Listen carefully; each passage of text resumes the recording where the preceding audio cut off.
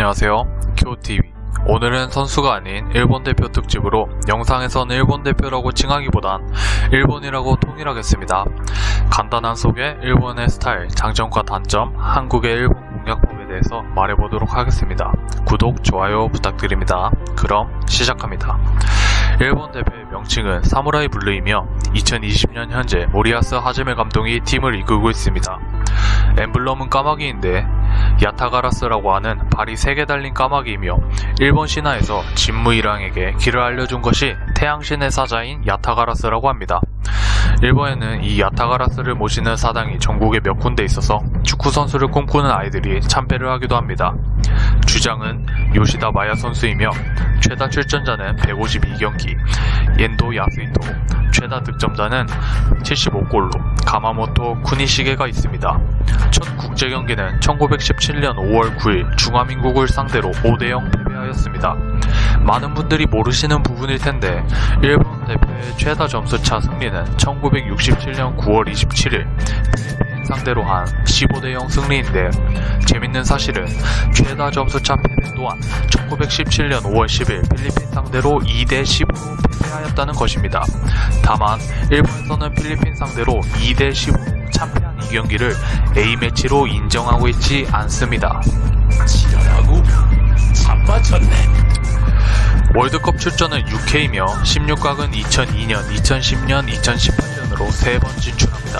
주요 성적으론 컨페더레이션스컵 출전 5회, 준우승 1회이며 아시안컵 최다 우승국으로 출전 9회, 우승 4회, 동아시안컵 출전 8회, 우승 1회, 올림픽 출전 10회, 1968년 동메달 1회를 획득하면서 대한민국의 라이벌로 두고 있으며 한일전은 세계적으로 유명한 아시아를 대표하는 더비 매치 중 하나입니다. 우리나라 대한민국 대표팀 기준 일본을 상대로 전적은 79전 41승 23무 14패로 대한민국이 우세하며 득점 역시 대한민국 기준 득점 122, 실점 70으로 앞서 있으며 승률 면에서도 대한민국이 승률 50.56%로 앞선 중입니다.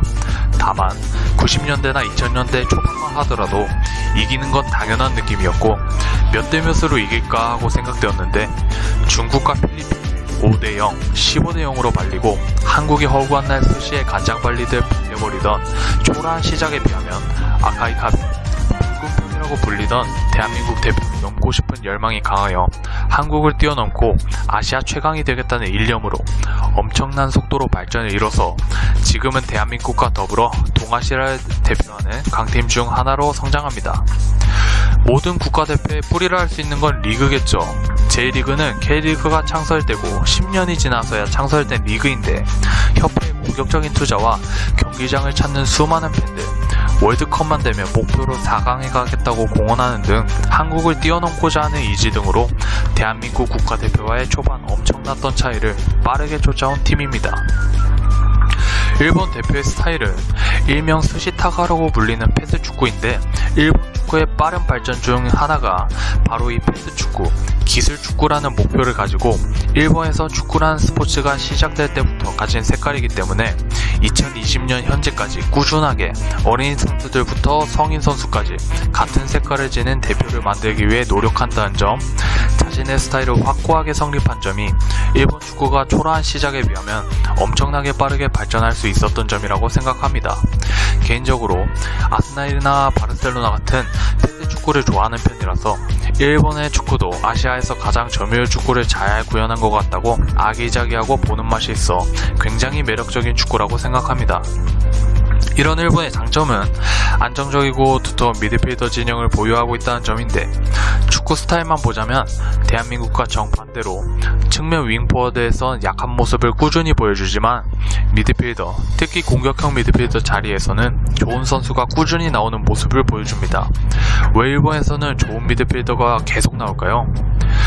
인생의 3분의 1을 일본에서 살고 있는 제 의견을 살짝 추가해 보자면, 일본인들은 메이와쿠라는 걸 굉장히 신경 쓰는데 한국말로 실내이며 사회 자체가 집단에서 너무 튀는 행동을 하는 사람을 좋아하지 않고, 팀이나 집단의 경기에서는 나 자신보다는 팀으로 싸워 이겨야 한다는 것이 사회적으로 미덕으로 자리 잡고 있어서 강력한 슛으로 득점을 넣는 포워드나 개인기와 스피드로 상대 수비를 유린하며 주목을 받는 윙포워드보다 동료에게 찬스를 만들어줄 수 있음과 동시에 자신 역시 언제나 공격 포인트를 기록할 수 있는 공격형 미드필더 자리를 가장 선호하는 게 아닌가 하는 생각이 듭니다.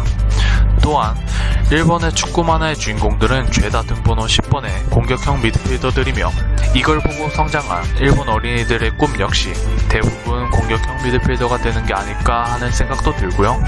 이제 일본의 장점과 대한민국이 일본을 어떻게 상대해야 되는지 알아보겠습니다. 일본의 단점은 장점과 연결되어 있는데 앞서 말했던 일본 축구의 색깔 그 자체가 장점이자 단점이라고 말할 수 있습니다. 일본은 언더 세대부터 성인에 이르기까지 패스 축구를 지향하는데요. 이를 반대로 말해보면 패스 축구 이외의 축구 스타일이 전술 수행 능력은 매우 떨어진다고 볼 수 있습니다. 전부터 일본 축구 팬들이나 언론에서 말하는 것이 왜 우리는 결정력 있는 포워드가 없는가, 피지컬적으로 우위인 포워드의 빠른 발과 크로스, 슈팅으로 측면을 공략할 수 있는 윙 포워드가 안 나오는가 하고 한국의 공격진을 부러워하고 있죠. 일본 축구협회도 이를 잘 알고 있기에 직선적이고 선수들의 개개인 능력을 중시하던 할릴루이치 감독을 선임하였는데요. 할릴루이치 감독 시절 추구하던 축구는 솔직히 전혀 맞지 않는 옷을 입고 있다는 느낌이었습니다. 일본 언론에서는 듀얼이라고 표현하였는데 할릴루이치 감독이 선수들에게 1대1 상황에선 드리블 돌파를 자주 하라고 지시하였고 패스와 볼 컨트롤, 터치에는 능숙했던 일본이었지만 드리블을 자주 사용하라는 맞지 않는 전술을 실행해야 했던 일본은 자국에서 열렸던 EAFF E1 챔피언십 3차전에서 라이벌 대한민국에게 1대4로 대패를 당하게 됩니다. 할릴루이치 감독이 강조했던 1대1 돌파, 즉 듀얼의 성공률은 일본이 36%인데 반해 대한민국은 70%의 성공률을 기록하며 일본에서는 할릴루이치는 일본이 아닌 한국 스타일에 더 맞는 감독이라며 불만을 토로했죠.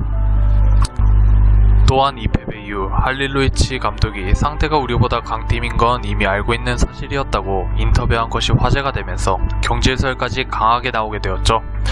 또 하나의 약점은 일본의 승리 방식은 높은 점유율을 기반으로 패스를 돌리면서 상대팀의 체력을 빼놓고 센스 있는 패스로 좋은 찬스를 만든 후에 마무리하는 방식인데 반대로 자신들이 그렸던 그림이 나오지 않을 경우에 급격하게 흔들리는 모습을 자주 보여주는데 이는 세대를 불문하고 보여주는 모습으로 간단히 말해 승리를 지키는 능력이 부족한 것입니다. 일본은 어느 경기든 실점을 한번 당하면 뻥축구를 시전하는 우리나라와는 다르게 완벽한 기회를 만들고 싶어서인지 오히려 뒤에서 공을 너무 많이 돌려버려 허무하게 시간 낭비를 하는 경우가 많이 나오는데 일본 축구 팬들이 뒷못 잡고 쓰러지는 게 이런 점들입니다. 또 역전패도 굉장히 많이 당하는 팀 중 하나인데 선제골을 넣고도 상대팀이 따라오는 추가골을 득점한 경우에 역전당하는 경기가 매우 많으며 월드컵에서조차 선제골 넣고 역전패한 경기가 4경기나 됩니다. 월드컵이라는 큰 무대에서 강팀들을 상대로 선제골을 넣은 경기가 4경기나 있다는 것 또한 대단한 점이지만 일본의 장점인 침착함이 쫓아오는 골을 얻어맞으면 너무 경기를 안정적으로 해야 한다고 생각해버리며 완벽한 찬스를 만들어야 한다는 압박에 사로잡혀서 경기를 망쳐버리는 점이 약점이라고 생각이 되네요. 그럼 대한민국이 이기기 위해서 어떻게 해야 될까요? 한 가지를 조심해야 하고 두 가지를 해야 하는데 먼저 조심해야 할 한 가지는 기술 축구나 점유율로 맞불을 놓겠다는 생각은 안 하는 게 좋다고 생각합니다. 일본이라는 팀 자체가 패스 축구 하나로 먹고 사는 팀이기 때문에 그거 하나로 월드컵 16강 3번 나가고 유럽에 진출한 일본 선수들 대부분이 비슷한 스타일로 공차는 것을 봐도 한우물만 깊게 판 걸 알 수 있는데 굳이 상대방이 몇십 년간 갈고 닦은 스타일로 맞불이 나버리면 일본 입장에선 그만큼 고마운 일이 없습니다. 두 경기를 예로 들고 싶은데요. 조광래 감독이 이끌던 대표팀이 2011년 삿포로에서 3대0 대패를 당했는데 당시 조광래 감독이 추구하던 스타일이 패스로 원투 주고받으면서 패스 위주로 공격하는 패스 축구 느낌이 강하였는데 개인적으로 굉장히 좋아하는 느낌의 축구였고 승률 역시 21경기 12승 6무 3패 57.1%로 허정무 48.8%, 최강희 50%, 홍명보 29% 등의 축구보다 우위에서 기대되었지만 일본이 너무 잘하는 느낌의 축구여서 그런지 피지컬로 찍어 누르던 때보다 훨씬 안 좋은 3대0이라는 결과를 보게 되었습니다. 나머지 경기는 역시 기술 축구로 추구하던 여우 심태용 감독이 이끌던 언더팀이 대회 결승에서 한일전을 치르게 되었는데 2대0으로 앞서 나가다가 추격골을 얻어맞고 결국 기동력을 가진 아사노 타쿠마에게 역전골도 얻어맞으며 전형적으로 일본이 역전패할 때 모습을 한국이 보여주게 되어버립니다. 점유율이라는 것에 너무 사로잡혀버릴 때 일어나는 전형적인 단점인데요. 우리가 승리하기 위해선 이 점을 파고들어 집요하게 공략해야 합니다. 승리를 위한 두 가지는 압박 그리고 공간입니다. 압박은 말 그대로 포워드 라인에서부터 거칠게 찍어 눌러서 후방으로 뿌려져 나오는 일본의 패스기를 차단하고 카운터 치는 것을 목적으로 하는 전술이고, 실제로 대부분 이 전술로 한국이 일본을 잡아냈습니다. 두 번째는 공간인데, 수비에 사람을 많이 배치하고 공격에는 믿을만한 공격수 한두 명을 빼곤 전부 뒤로 빼서 슈팅할 수 있는 각도 자체를 상대방에게 주지 않고 많이 전진되어 있는 일본 선수들이 공격에 미스가 나거나 우리가 커트한 후에 재빠르게 속공으로 전환해 카운터로 승리하는 전술입니다. 이 전술은 정종용 감독이 U23 한일전에서 보여준 것이 교과적으로 플레이되었죠.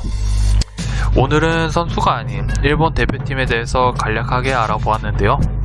앞으로도 한국의 라이벌 일본 축구에 대해서 많은 이야기 듣고 싶으신 분들은 구독, 좋아요 부탁드립니다. 감사합니다. 전체적으로 오늘 경기에서 가장 피해야 할 한 가지를 꼽는다면 역시 부상일 것입니다. 더군다나 어제 그리고 경기 조금 전까지 계속 이곳 높게 비가 왔습니다. 네, 박지성 선수. 들어갑니다. 슛! 골! 박지성! 네. 자, 보기 좋게 일본 국민들에게 한국 축구의 힘을 알려줍니다. 역시 박지성입니다. 지금은 완벽하게 박정 선수가 혼자 만들어냈다 그래도 네. 과언이 아닙니다. 자, 일본 사이타마 경기장이 침묵으로 빠져들고 한국 응원단 함성으로 물들어갑니다. 자, 다시 한번 보세요. 네. 지금 뭐 볼을 차단한 이후에 바로 드리블 돌파하면서 네. 슈팅까지 네, 뭐 아주 깨끗하게 슈팅 템포도 빨랐죠. 자, 나라자키 골키퍼 꼼짝 못하고 박지성의 슈팅에 골을 허용합니다. 아주 기분 좋은 골입니다. 그렇습니다. 박정 선수 지금은 뭐 완벽하게 만들어내면서 득점을 첫 골을 만들어내는 상황인데요. 네. 네, 나라자키 골키퍼도 뭐 꼼짝 못하면서 한 골을 내주 말았습니다.